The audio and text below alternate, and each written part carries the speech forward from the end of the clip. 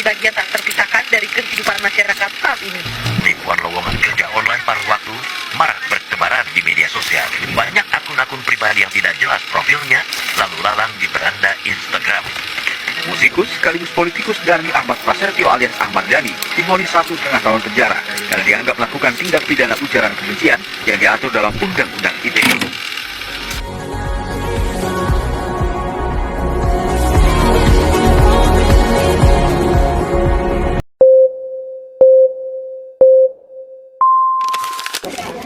Halo semuanya.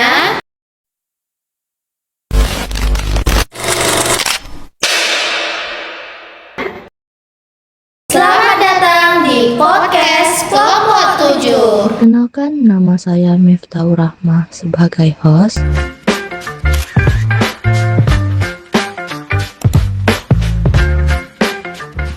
Dan saya Mardiani sebagai narasumber pertama.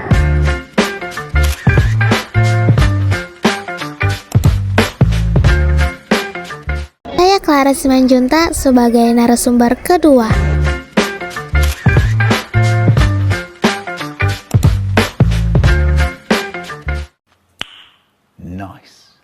Pada episode kali ini, kita akan membahas tentang Undang-Undang Penyiaran Nomor 32 Tahun 2002 serta bagaimana penerapannya dalam media di era digital saat ini.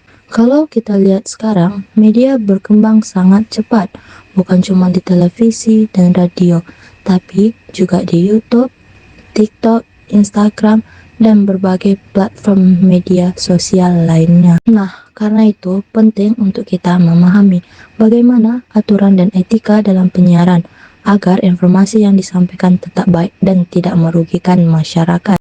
Hari ini saya sudah bersama teman-teman saya akan berdiskusi bersama tentang Undang-Undang Penyiaran. Halo semuanya. Menurut saya, topik ini sangat bagus untuk kita bahas karena media sekarang itu sudah banyak digunakan dalam kehidupan kita sehari-hari. Terutama semua orang sekarang itu mendapati informasi itu melalui internet dan juga media sosial. Benar, tapi karena informasi sekarang sangat cepat menyebar, kita juga perlu memahami aturan dan etika dalam penyiaran supaya masyarakat bisa menerima informasi yang baik dan benar. Baiklah, langsung saja kita masuk dalam pembahasan yang pertama. Sebenarnya apa sih yang dimaksud dengan Undang-Undang Penyiaran? Nah, untuk Undang-Undang Penyiaran itu sendiri itu adalah pengaturan kegiatan yang ada di dalam penyiaran Indonesia, terutama dalam televisi dan radio, yang mana di dalamnya itu berisi tentang pendidikan, informatif, sehat, dan tidak melanggar aturan yang ada dalam norma masyarakat. Kenapa aturan seperti ini sangat penting? Karena media itu memiliki pengaruh besar terhadap masyarakat. Apa yang ditonton dan didengar masyarakat itu bisa mempengaruhi pola pikir mereka dan perilakunya juga. Berarti media bukan hanya sekedar hiburan ya? Yap, betul sekali. Karena media sekarang itu bisa menjadi hal untuk edukasi dan penyampaian informasi kepada masyarakat banyak. Kalau menurut kalian nih, apakah media di Indonesia saat ini sudah cukup baik dalam menerapkan Undang-Undang Penyiaran? Nah, kalau menurut aku udah berkembang sih, tapi masih banyak juga tayangan yang lebih mementingkan sensasi dibandingkan kualitasnya. Contohnya seperti tayangan yang terlalu dramatis atau berita yang dibuat berlebihan ya. Iya benar, kadang judul berita tuh dibuat terlalu heboh supaya menarik perhatian masyarakat. Kalau kita bicara pelanggaran penyiaran, menurut kalian apa yang paling sering terjadi saat ini? Menurut saya, yang paling sering itu adalah penyebaran hoaks. Kenapa? Karena di dalamnya itu banyak menggunakan bahasa-bahasa yang kasar. Juga di dalamnya itu ada perilaku-perilaku tindak kekerasan. Apakah media sosial juga termasuk bagian dari penyiaran modern? Sekarang sih iya, karena informasi itu lebih cepat tersebar lewat media sosial dibanding televisi. Berarti konten kreator juga punya tanggung jawab. Nah, tentu aja, karena konten mereka itu bisa ditonton jutaan orang. Menurut kalian, kenapa masih banyak media atau konten kreator yang membuat konten kontroversial? Karena banyak sekarang orang itu mengejar viewers, viral, dan juga popularitas diri mereka. Kalau dampaknya bagi masyarakat gimana? Kalau dampaknya itu bisa mempengaruhi perilaku masyarakat, terutama anak-anak. Karena mereka ini mudah sekali menyerap apa yang mereka lihat. Berarti masyarakat juga harus lebih pintar memilih tontonan ya. Betul, jangan langsung percaya semua informasi yang ada di internet itu.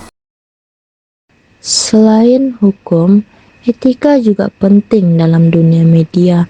Menurut kalian nih, etika itu seperti apa? Etika itu adalah ketika kita menyampaikan informasi itu menggunakan bahasa yang sopan dan ada tanggung jawab di dalam.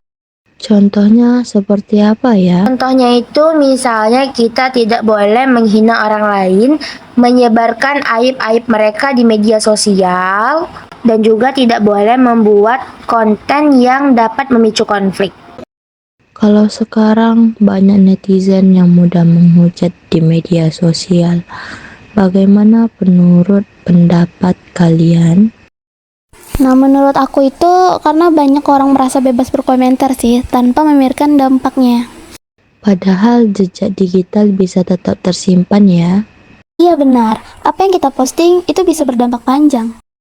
Jadi sebelum kita memposting segala sesuatu, kita harus berpikir dahulu. Betul, jangan sampai hal itu merugikan diri kita sendiri maupun orang lain. Menurut kalian nih, media sekarang mementingkan edukasi atau viralitas?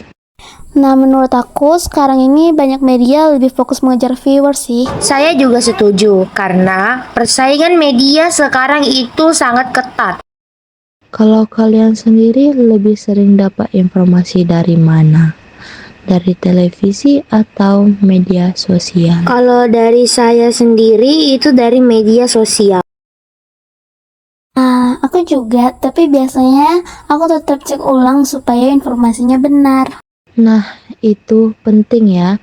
Jangan langsung percaya.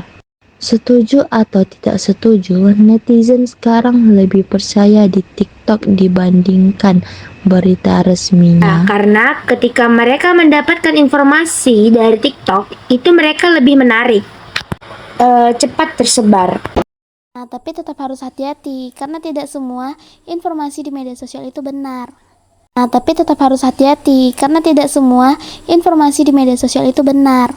Apakah harapan kalian untuk media Indonesia ke depan? Harapan saya media Indonesia ini lebih mendidik dan lebih berkualitas juga dalam video konten. Semoga masyarakat juga semakin bijak dalam menggunakan media sosial itu. Baiklah teman-teman, dari pembahasan hari ini kita bisa memahami bahwa media memiliki pengaruh besar terhadap masyarakat, sehingga perlu adanya aturan dan etika dalam penyiaran. Dengan memahami undang-undang penyiaran, kita bisa menjadi masyarakat yang bijak dalam menerima maupun menyebarkan informasi yang ada. Nah, karena kebebasan dalam media tetap harus disertai tanggung jawab. Terima kasih sudah mendengarkan podcast Kelompok 7. Sampai jumpa di episode selanjutnya.